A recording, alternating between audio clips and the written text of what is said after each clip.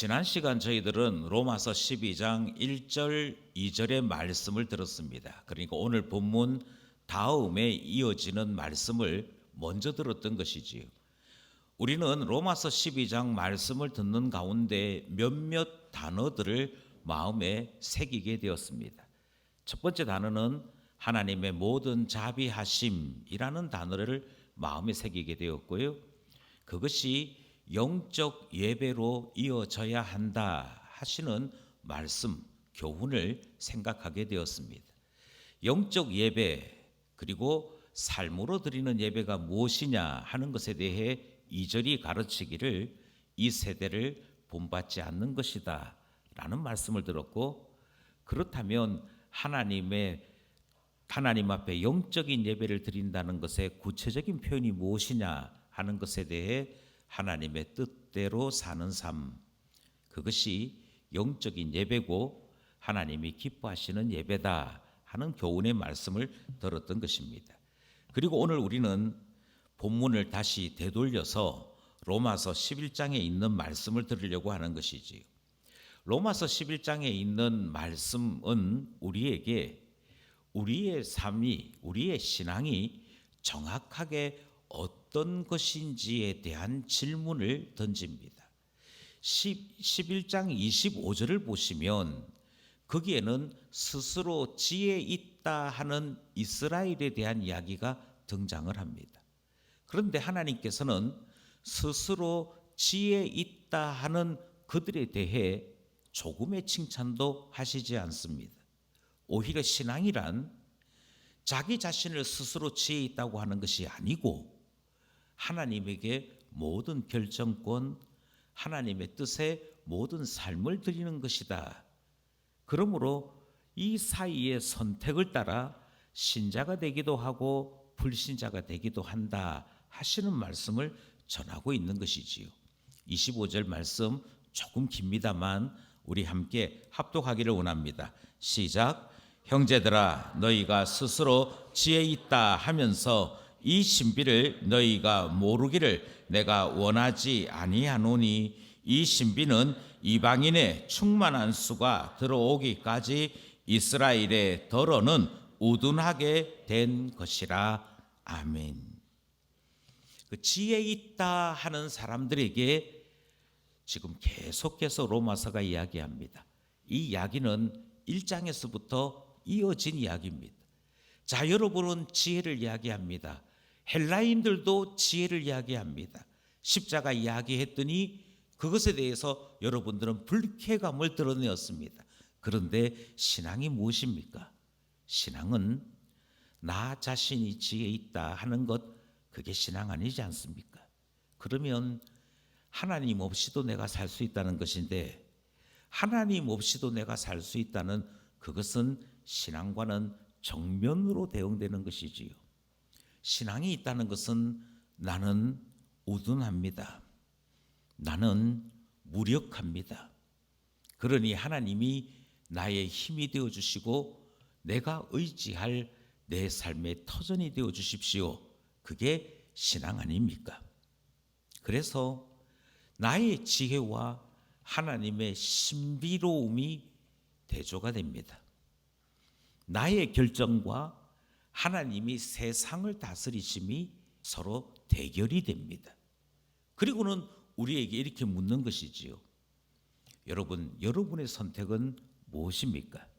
스스로 지혜 있다 생각하고 내가 원하는 것만 선택해서 들으며 내가 좋아하는 것만 행하고자 하는 그 이전의 삶을 자꾸 원하시는 겁니까?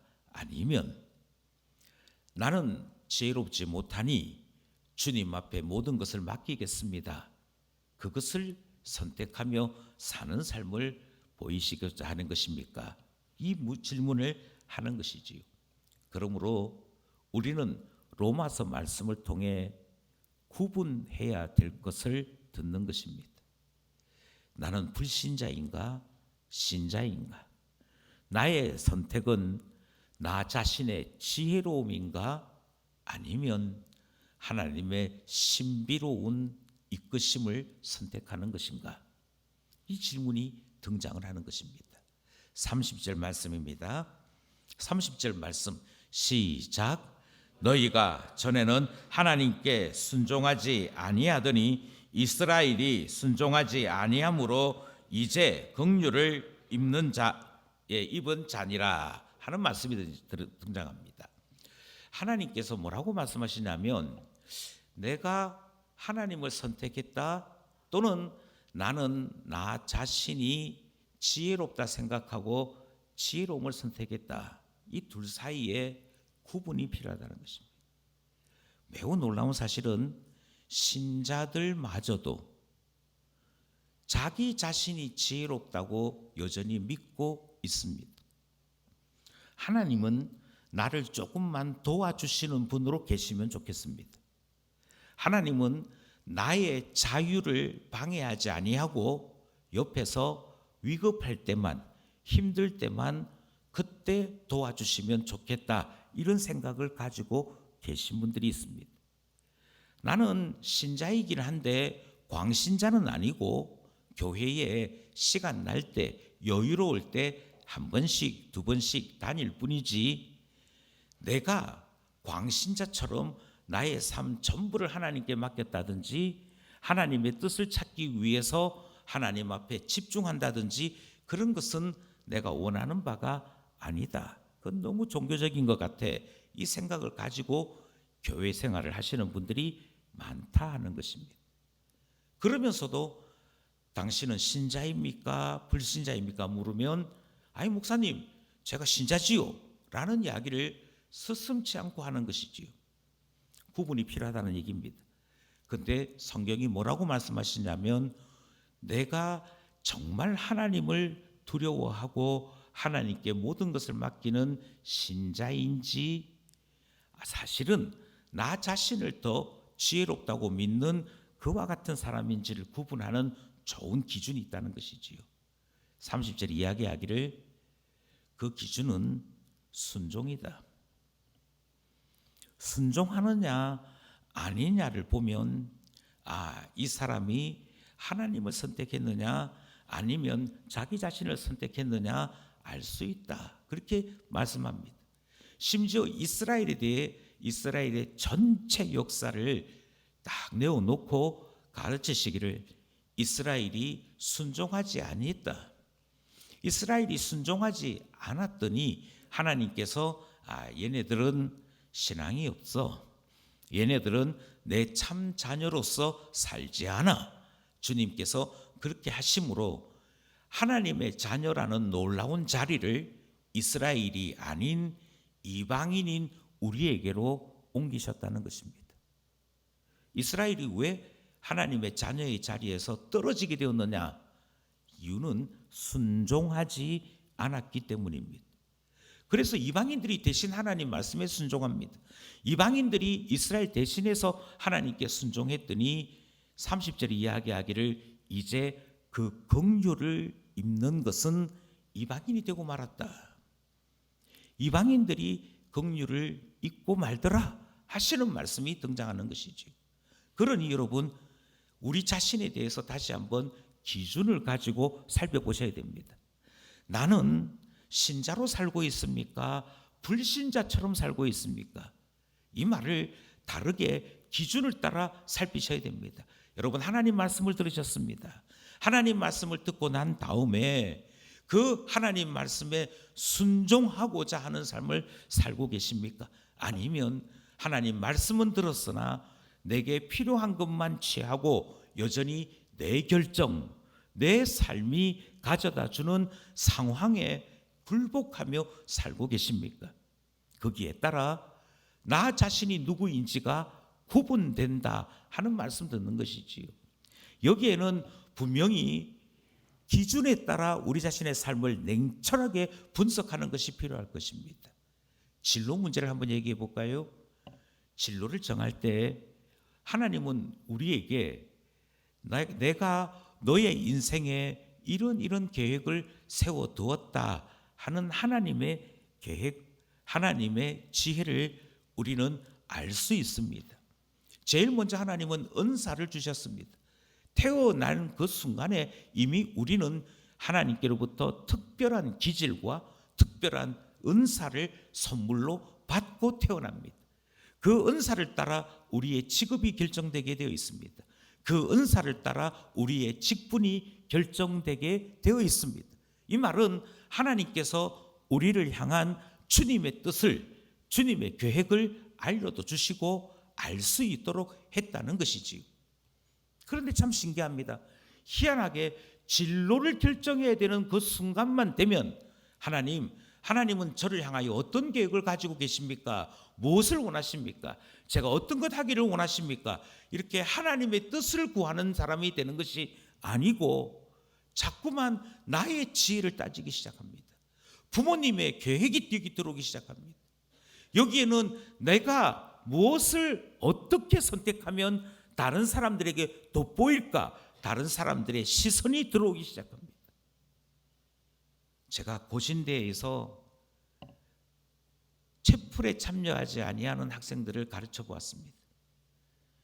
예배를 드리는 걸 너무 싫어해서 따로 경건 모임 하는데 아이들이 불려 나와서 15명 정도의 아이들과 복음이 뭔지, 하나님이 어떤 분인지를 전하는 시간을 지난 작년 2학기 동안 가져보았습니다. 저희 첫 질문이 이거였어요. 너 어떻게 하다 고신대까지 오게 되었니? 15명이 발표를 하는데요. 기도하고 왔습니다. 저희 어머니가 교회 열심히 다니는 집사님인데 하나님 앞에 우리 작정하고 기도해보자. 그렇게 하고 결정했습니다. 그런 사람 한 명도 없었습니다. 너 어떻게 해서 여기가 예수 믿는 사람들이 세운 학교인 걸 알면서도 고신대 오게 되었느냐 물어보는데 주변에서요, 거기 가면 일자리 생긴다고 해서 왔습니다. 가장 많은 대답이었습니다. 의료 관련돼 있는 학과였는데 고신대가 복음병원이 있으니 여기에 들어가면 이 병원에는 일자리 얻을 수 있을 거다. 그것 바라고 왔다는 것이죠. 그런데 그 사람들을 보면서 하나님 모르는 사람들은 진로를 이렇게 결정하는구나 하는 생각을 하는데요. 대단히 놀랍게도 이 아이들의 대답이 수련회에 온 아이들의 대답과 다르지 않다는 것입니다. 너 앞으로 진로 어떻게 결정하려고 그래? 성적이 부모님이 여기 가라고 해서 다르지 않아요. 대학만 그렇습니까? 직장은요? 직장을 선택할 때 하나님께서 제게 사명을 주셨습니다. 그러니 저는 이 회사 반드시 가야 합니다. 저는 여기서 일하고 이곳에서 하나님의 영광을 드러내도록 주님이 저에게 은사를 주셨고 부르심을 주셨습니다. 그게 하나님을 선택하고 하나님의 뜻을 따라 살아가는 사람들의 삶의 태도입니다. 그것이 분명하지 않습니까? 아니, 목사는요, 교회의 청빙을 받아 움직일 때 하나님께서 저를 그 교회에 부르시는 거 맞습니까? 몇 번을 기도하고 확인을 합니다. 하나님의 부르심이 어디에 있습니까? 하나님, 저에게 어떤 임지를 맡기려고 하십니까? 그렇게 기도하고 왔기에 하나님께서 나를 이곳에 부르셨고 하나님의 부르심이 있는 이 동안에는 내가 최선을 다해 하나님을 위해 사역해야겠다 이 생각하는 거지 않습니까? 목사가 그와 같이 교회를 결정하는 것이 당연하다면 만인 제사장에 속해 있는 우리의 삶이 또한 그래야 되는 거 아니겠습니까? 나의 직장, 내가 사업을 하든 내가 정치를 하든 내가 교육계에 있든 내가 어떤 영역에 있든 다시 말씀드립니다. 내가 순종하느냐 아니냐를 따라 나는 신자로 살고 있는지 불신자처럼 살고 있는지가 구분된다는 점 기억하셔야 됩니다. 진로만 그렇겠습니까? 결혼도 마찬가지지 않습니까? 결혼이라고 하는 것이 나의 선택입니까? 아니면 하나님의 영광을 위한 그 일입니까? 내 마음에 저 여자 이뻐, 저 여자 마음에 들어, 그래서 집요하게 내가 너 좋아하니 너는 내 결정을 따라와야 돼 라고 하는 것은 지극히 불신앙적인 사람들의 생각과 태도인 것이지. 어디 10번 찍어서 안 넘어가는 나무가 어디 있어. 내가 포기하지 않고 집요하게 매달리면 결국은 항복하게 되어 있어. 이것은 불신자들의 생각입니다. 하나님의 뜻과 아무 상관없는 자들의 생각입니다. 이번 우리 청년들이 연합수련회를 하면서 연애 특강에 듣게 되었습니다. 어떤 사람은 5번 들은 사람도 있습니다. 어떤 사람은 2번 정도 들은 사람도 있습니다. 어떤 사람들은 저에게서 1번 듣고 권율 목사님에게 1번 들은 사람들도 있습니다. 그럼에도 불구하고 왜 내용이 비슷할 텐데, 가르치는 교훈이 비슷할 텐데 왜 또 듣고 또 듣느냐? 이유는 한 가지입니다. 결혼 문제 앞에만 서면 우리는 자꾸만 신자로서의 선택, 신자로서의 순종, 이 자세를 잊어버리게 됩니다. 본성을 따라 자꾸 선택해요.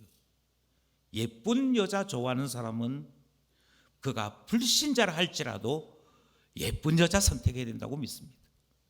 안 바뀌어요. 하나님이 무엇을 원하시는지, 하나님의 영광을 위한 그 결혼은 어떤 것인지 배우려고 하지 않습니다. 내가 원하는 대로 자꾸 선택해요.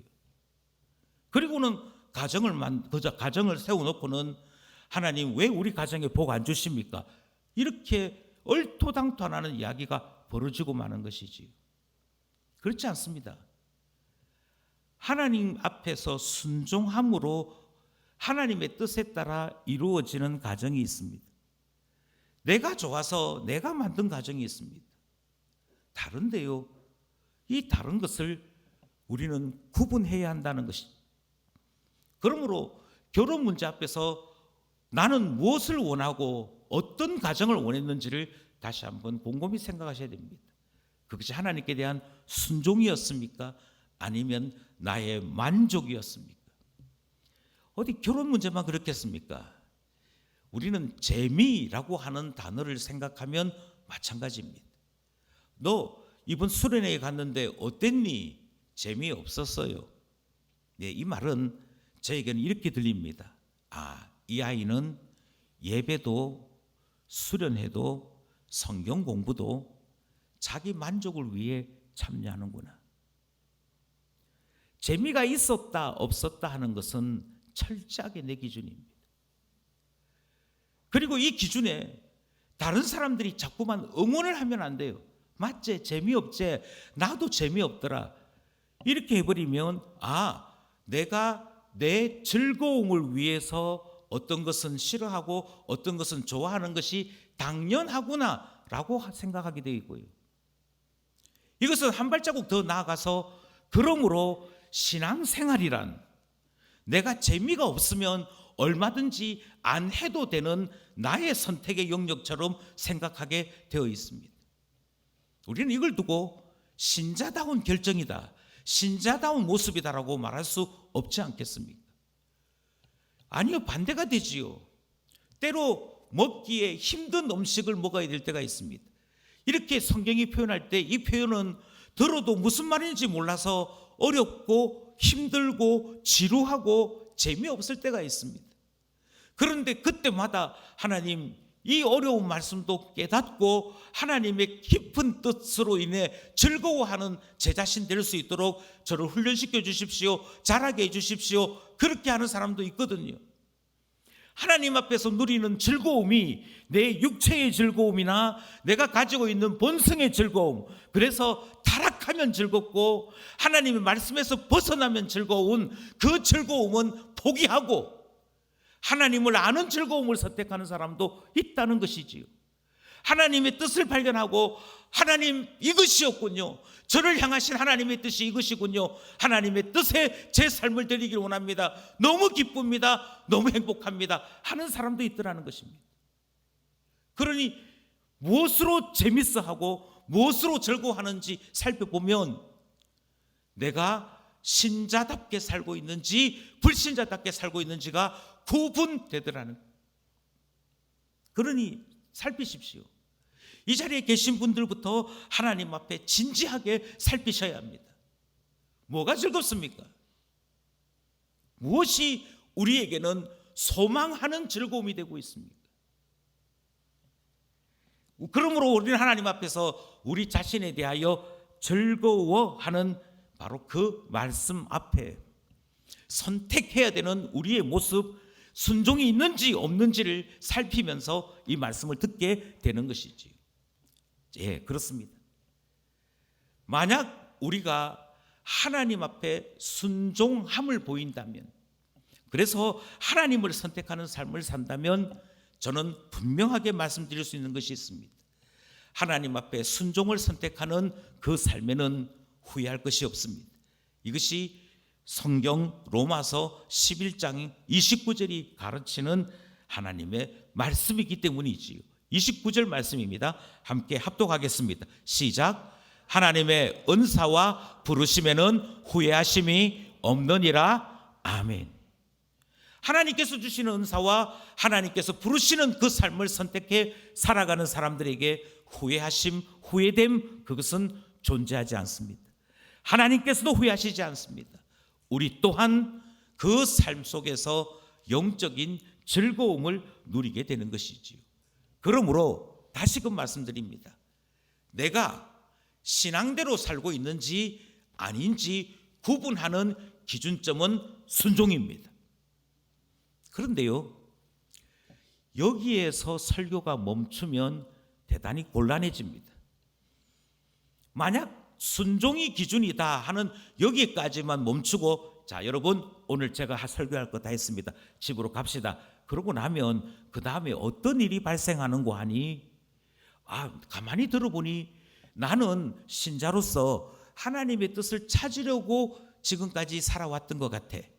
나는 나의 결혼도, 나의 진로 문제도, 내가 살아가는 동안에 추구하는 즐거움도 하나님을 선택하고 살아왔던 것 같아. 그래서 나는 참 신자인 것 같은데, 옆에 있는 표집사는, 제가 표집사라고 말씀드리는 이유는 우리 교회는 표집사 없기 때문에 말씀드립니다. 옆에 있는 표집사는 대학도 지 맘대로 간 것 같고, 결혼도 지 맘대로 한 것 같고, 살아가는 동안에 즐거움도 고스톱 치가지고 한 3만 원 벌 때 기뻐하는 것 같고, 그래서 보면서 이 사람은 불신자 같아. 그리고는 속으로 아이고 말이 집사지, 알고 보면 불신자 하는 일이 생기고 만나는 것입니다. 정죄에 빠져요. 정죄에 빠진다는 말은, 목사님 설교를 듣는 동안에 저보고 하는 얘기인 것 같아요 하는 사람은 부끄러움을 느끼게 되는 거죠. 부끄러움을 느끼고 한쪽에서는 정죄를 하는, 이것은 교회가 추구하는 신앙의 모습이 아닙니다. 다르게 말씀드리면 순종만 알고 계시는 것은 불완전한 복음을 들은 것이고요, 율법과도 같은 설교를 들은 것이고, 결국 우리의 삶은 다시금 서로가 서로를 서로 구분하고 심판하고 마치 재판장이 된 것처럼 저 불신자 하는 손가락질하기 바쁜 것이죠. 요즘 목사들 가운데 제대로 된 목사가 어디 있어? 그게 여기 등장하는 얘기입니다. 아니 요즘 성도들 가운데 참으로 신자다운 사람이 어디 있어? 그게 바로 여기에 속해 있는 것이지. 그렇게 되면 어찌 되느냐면, 신앙대로 살라고 우리가 우리 자신 구분하고자 순종하는지 보면 알 수 있다, 그렇게 말씀드린 것인데, 도리어 불신앙의 세계에 갇혀버립니다. 불신앙의 세계란 정죄하는 세계거든요. 불신앙의 세계란 더 이상 소망을 꿈꾸지 않는 세상이 되는 것이거든요. 그러므로 여기에서 멈추면 안 됩니다. 하나 더 나가야 되는 것이지요. 하나 더 구분이 필요한 것이지요. 그러므로 더 중요한 구분이 있다는 말씀을 드리고 싶습니다. 더 중요한 구분이 그럼 무엇이냐? 그것은 하나님께서 우리를 불순종함으로 그 자리에 내어버려 두셨다 하는 이 사실을 깨닫는 것에서부터 시작합니다. 하나님께서요, 불순종하면 불신자와 같이 되는 것임을 아시고 계십니다. 왜냐하면 우리에게 주신 언약이 그러하지 않습니다. 인간에게 일어난 최고의 비극이 무엇이냐? 인간에게 일어난 최고의 비극은 핵무기를 만들었다는 것이 아닙니다. 인간에게 일어난 최고의 비극은 사람들에게 자유를 주었더니 그 자유로 하나님 말씀에 불순종하는 데 쓴 것입니다. 아니 저한테 자유를 주셨지 않습니까? 제가 가지고 있는 그 자유 가지고 하나님의 뜻과 반대로 살겠다고 결정했다니까요. 자유를 주셔놓고는 그 자유를 쓰니까 왜 뭐라 합니까? 이런 식의 이야기가 등장하는 것이지요. 어떤 때는요, 그 불순종을 하나님께 무기처럼 사용합니다. 하나님께 무기처럼 사용한다는 말은 하나님 제가 불순종하게 되었습니다. 잘못했습니다. 그게 아니라 당당하게 하나님 제가 불순종했습니다. 이런 식의 태도를 보이는 것이죠. 이런 식의 태도의 최고의 멘트가 뭐냐면 이런 거예요. 우리 조상 아담이 하나님께서 그만 딱 하나의 과실이 있었어. 선과 악을 알게 하는 나무의 과실 그거 하나 먹지 말라고 했는데 그거 그만 따먹는 바람에 온 인류가 원죄에 빠지게 되었고 온 인류가 온 우주가 하나님의 저주에 빠지게 되었어. 이렇게 막 이야기하고 있는데 그래서 불순종하는 것이 얼마만큼 엄청난 범죄인지 그것에 대해서 이야기하고 있는데 누가 하는 얘기가 아니 하나님께서 아담이 불순종할 때 분명히 알고 계셨을 텐데 그래서 아담이 그 선과 악을 알게 하는 나무의 실과를 따먹으려고 하는 바로 딱 그 순간 이 불순종으로 말미암아 죽음이 오는 것을 알고 계셨다면 그때 잠깐 하고 나타나셔서 손을 잘라 삐든가 아니면 그 나무를 불태워 삐든가 그렇게 하시면 됐을 텐데 하나님 왜 그때 가만히 계셨대요? 이런 식의 이야기를 하는 것이죠. 이 이야기는 불순종한 것에 대한 미안함은 존재하지 않습니다. 하나님께서 우리에게 자유를 주셨다는 것에 대한 고마움도 존재하지 않습니다. 오히려 반대로 나는 내 마음대로 살 건데 나는 내 마음대로 내가 기뻐하고 내가 좋아하는 대로 불순종하고 하나님과 겨루어 보려고 하고 내 마음대로 방탕한 삶을 살 건데 그럴지라도 하나님은 내 곁에 계셔서 최악의 나쁜 것은 선택하지 않도록 그때마다 간섭해 주셔야 했지 않느냐 하는 식의 이야기를 하는 것이죠. 아마 그렇게 하셨더라면 하나님이 왜 인간에게 간섭하느냐고 또 난리가 났을 겁니다. 죽더라도 내가 알아서 선택해서 죽는 건데 왜 내 선택을 막았느냐고 또 난리가 났을 겁니다. 아니요. 지금 우리는 무엇을 잘못 이해하고 있느냐면 여전히 신자다움, 신앙인다움이 무엇인지를 놓치고 있습니다. 하나님의 뜻을 알고 하나님의 뜻대로 살아가는 것, 하나님 앞에 주신 은혜에 감사하고 하나님의 더 큰 영광을 위하여 우리가 살아가는 것, 이것을 꿈꾸고 사는 것이 아니라 자꾸만 내 만족, 내 편한 대로 내가 기뻐하는 그것을 추구하며 살려고 하는 이 마음이 여전히 남아있다 보니 불순종하고도 오히려 큰 소리치고 불순종하고 난 다음에도 그 책임을 하나님께 떠넘기려고 하는 희한한 행동을 하더라 하는 것이지. 그러니까 사람들이 그 다음에 고민을 하기 시작합니다. 아니 순종하지 못하는 것이 우리 모두의 분명한 사실입니다. 그리고 이스라엘의 역사를 살펴보았더니 이스라엘 역사 전체가 불순종의 역사입니다. 그리고는 사람들이 이야기하는 것이지요. 하나님은 그렇게 불순종하는 그 이스라엘 백성들 내버려 두신 이유가 뭡니까? 이방인들은 당연히 하나님에 대해서 불순종하죠. 하나님을 알지도 못하고 하나님의 뜻에 대해서 들은 바도 없으니까. 그래서 사람들이 자꾸만 이야기를 하게 되어집니다. 아니 하나님께서 좀 미리미리 알려주셨으면 어떻게 했으면 이야기를 하는데 하나님께서는 뭐라고 말씀하시냐면 아니 너희들은 불순종하면 그것으로 모든 것이 끝난다라고 생각하거나 불순종을 무기로 하나님 자꾸 이런 식으로 하면 내 예배 안 드릴 삐깁니다. 이런 식으로 하나님에 대하여 공격하지만 하나님은 얼마나 놀라운 분이냐면 사람들이 순종하지 아니하는 그것마저도 헤아려 아시고 하나님께서 가지고 계신 하나님의 뜻을 이루어 가시더라는 것입니다. 이것이 하나님이 가지고 계시는 놀라운 경륜의 비밀입니다. 32절입니다. 32절 시작. 하나님이 모든 사람을 순종하지 아니하는 가운데 가두어 두심은 모든 사람에게 긍휼을 베풀려 하심이로다. 여기서 사람들의 머리는 한계를 맞이합니다. 하나님께서 불순종하는 이 불신자의 삶을 알고 계시는데도 하나님께서 내어버려 두신다는 거예요. 그래, 너가 예배 드리기 싫다 하거든 예배 안 드려도 돼. 내버려 두신대요. 하나님 기도하기 싫은데 기도하지 마. 안 하고 싶으면 안 해도 돼. 하지 마. 하신다는 거예요. 아마 하나님은 저와 생각이 다르신 것 같습니다. 저는 기도하자 하는데 기도 안 하면 그때부터 속이 부글부글거리거든요. 아니 기도하자는데 왜 안 해? 이 생각이 드는데 하나님은 정말 놀라운 태도로 보이십니다. 하나님 제가 선악과 따먹을 거예요. 따먹어. 하나님 우리 버리셨는가 보다. 그런데 그렇게 말씀 안 하시고 거기에서부터 하나님이 긍휼을 베푸시는 일을 하신다고 성경이 이야기합니다.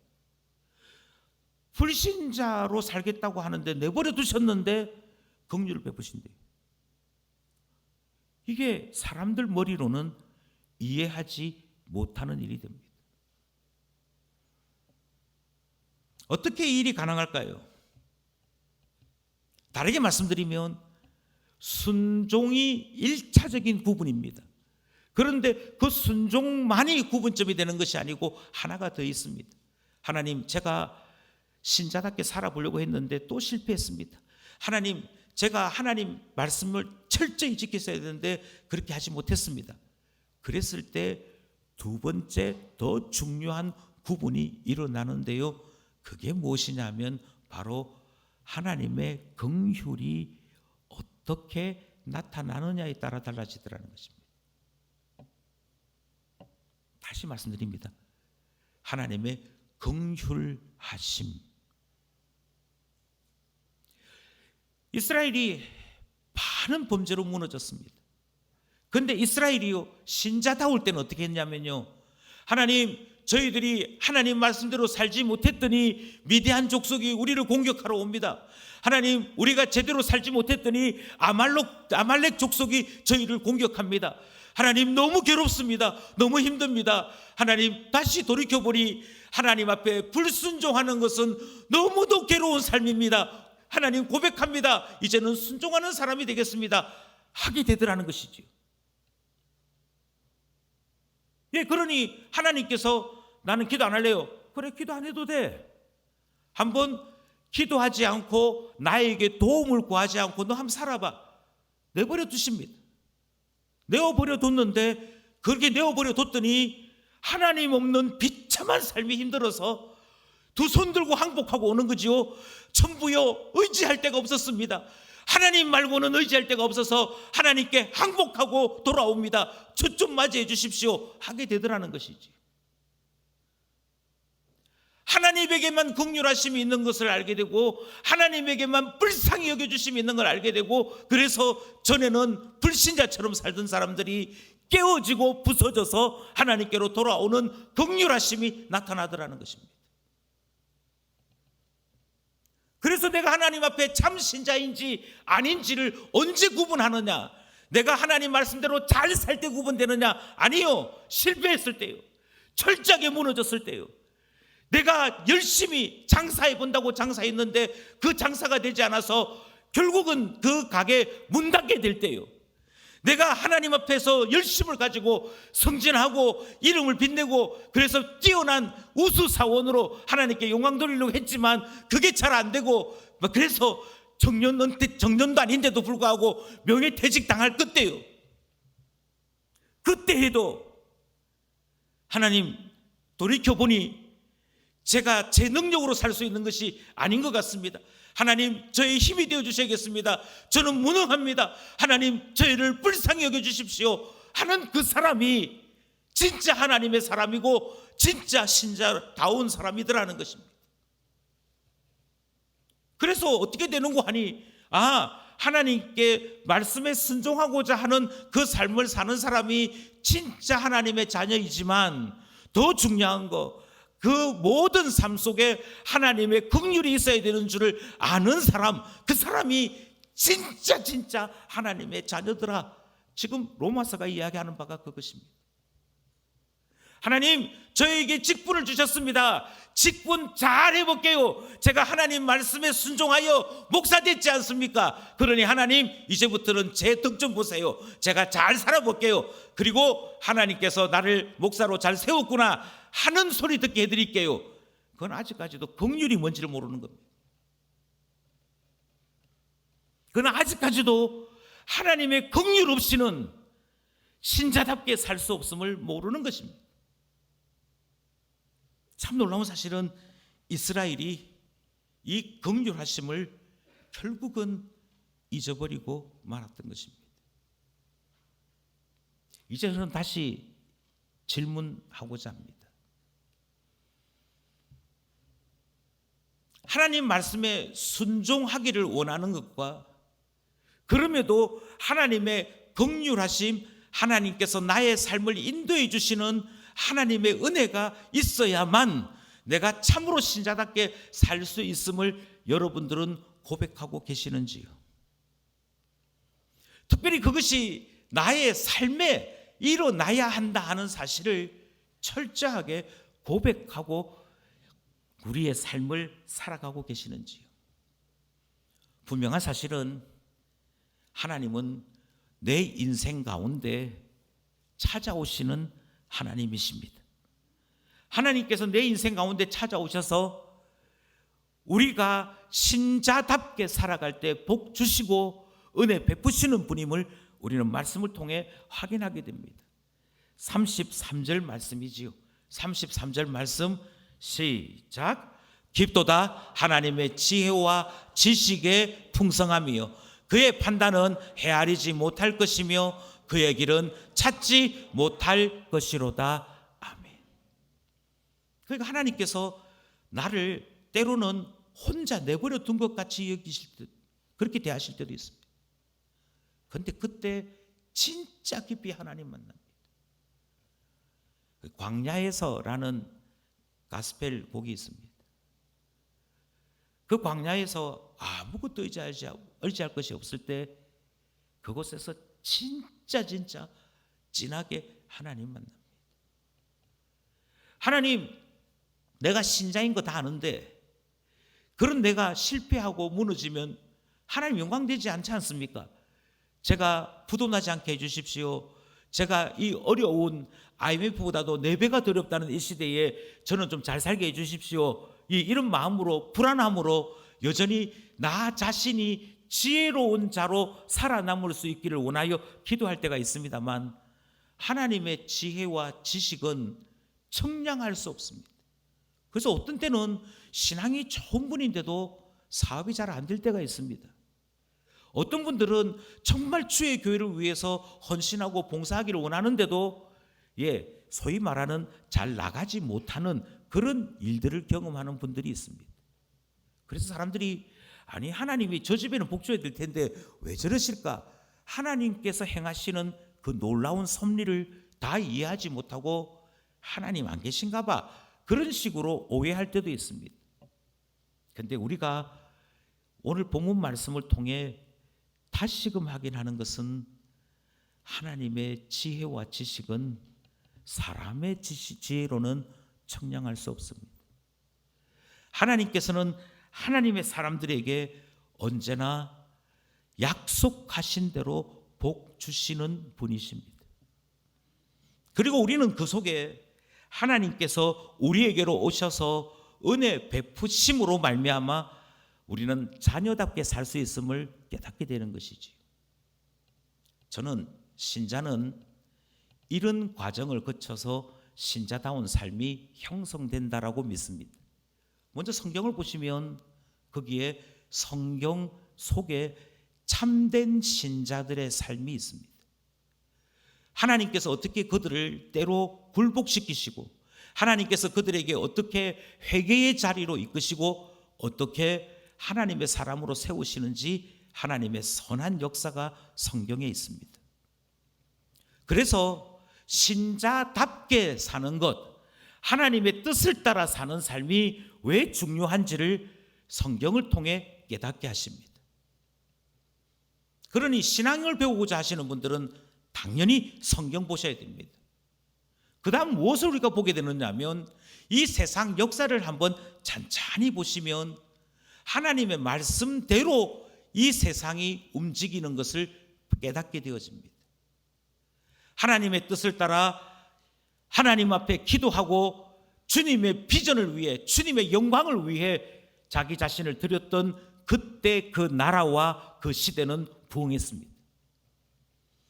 그런데 금이 쌓이고 명예가 쌓이고 영토가 넓어지기 시작하면 그때부터 여지없이 불신자와 같이 살아가게 되었고요, 그 나라는 망하게 되는 것을 우리는 역사를 통해 볼 수 있었습니다. 그러니 역사를 통해 신자로 살아야겠구나 배우게 되는 것이지. 주님은 우리 모두를 교회 안에서 신앙이 자라도록 하십니다.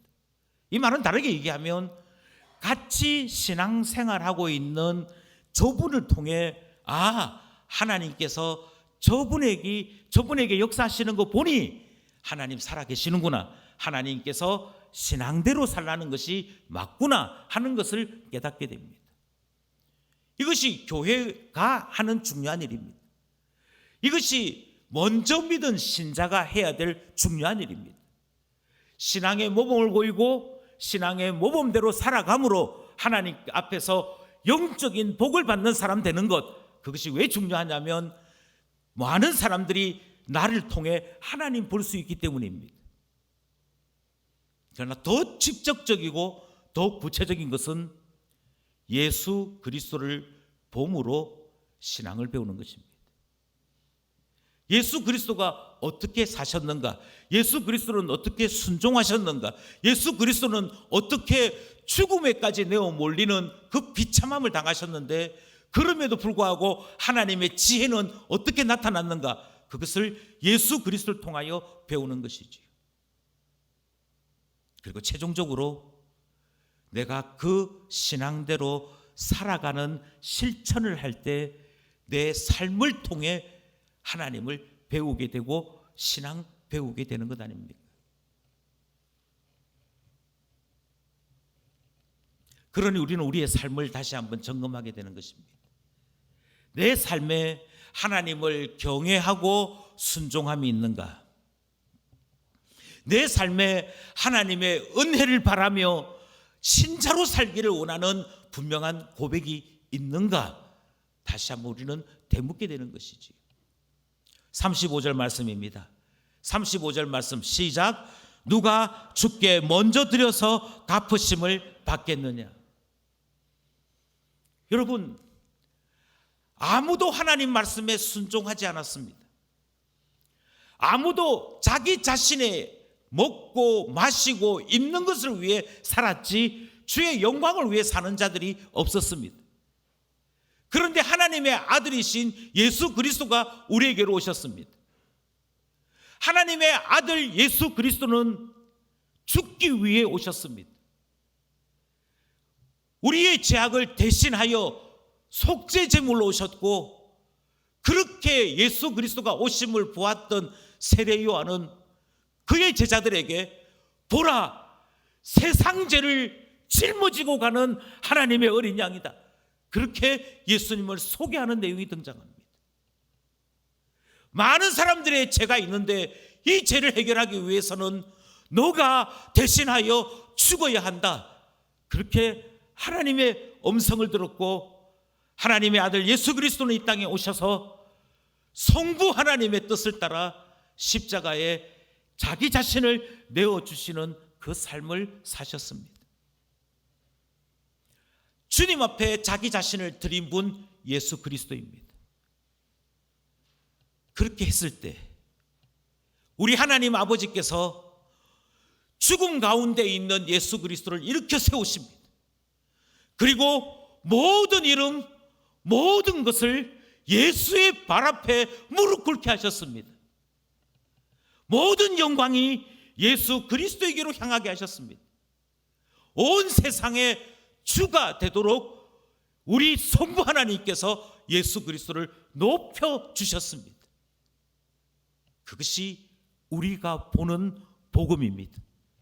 우리가 깨닫는 하나님의 갚으심이요 뛰어나신 지혜로움이요 우리에게 복 주심입니다. 그리고 성경이 우리에게 이렇게 질문하는 것이지요. 자, 이제는 누구입니까? 예수님은 이렇게 사셨습니다. 이제 누구입니까? 누가 먼저 주님께 자기 자신을 드려서, 누가 먼저 자기의 삶을 주님 앞에 드려서 주님이 그 삶에 갚아주시는 이 놀라운 복을 누리려고 하십니까? 누구입니까? 그 질문이 여기에 있는 것이지요. 저는 이 질문 앞에 예 저요 라고 손들고 일어서는 기쁜 가족들이 있기를 소원합니다. 왜냐하면 하나님은 마침내 이 일들을 우리 가운데 이루실 분이요 모든 세상의 역사를 그와 같이 주관하시기 때문인 것이죠. 36절 말씀입니다. 36절 말씀 함께 합독합니다. 시작.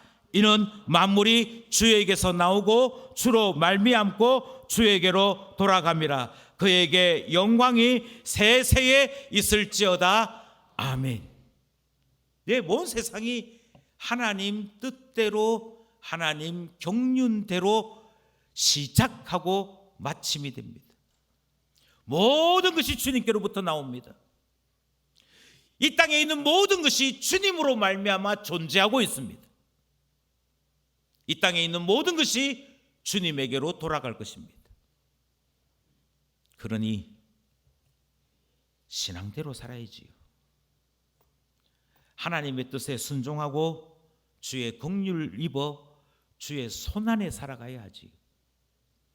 여기에 등장하는 이 말씀을 예수님이 먼저 실천하셨습니다. 이 말씀을 만물 하는 단어를 지우고 예수님이라고 한번 넣어보십시오. 예수는 우리 주에게로부터 나왔습니다. 예수 그리스도는 이 땅을 사시면서 우리 주님으로 말미암아 일하셨습니다. 그리고 주님께로 돌아갔고 주의 보좌 우편에 계십니다. 바라건대 이제 이 말씀에 나를 한번 넣어보십시오. 그리고 이렇게 되기를 소원해 보십시다. 하나님께서 나를 이 땅에 태어나도록 이끌어 주셨습니다. 이 땅에 살아가는 나의 모든 삶이 주님 때문에 존재하고 있음을 고백하십시다. 동시에 결국 나도 주님께로 돌아감을 기억하십시다. 그러니 여러분, 나의 삶이 하나님 손으로 지어져 가는 것 아니겠습니까? 하나님이 그것을 기억하시고 우리의 고백을 기다리고 계십니다. 하나님 앞에 고백하기를 내 삶은 하나님께 있습니다. 순종과 긍휼을 주님 앞에 간구합니다. 하나님 앞에 내 삶을 드리고 은혜로 하나님 앞에 신자답게 살아가는 우리 되기 원하오니 이끌어 주십시오. 기도함으로 우리의 삶에 하나님의 영광이 드러나는 은혜 있기를 소원합니다. 기도드리겠습니다.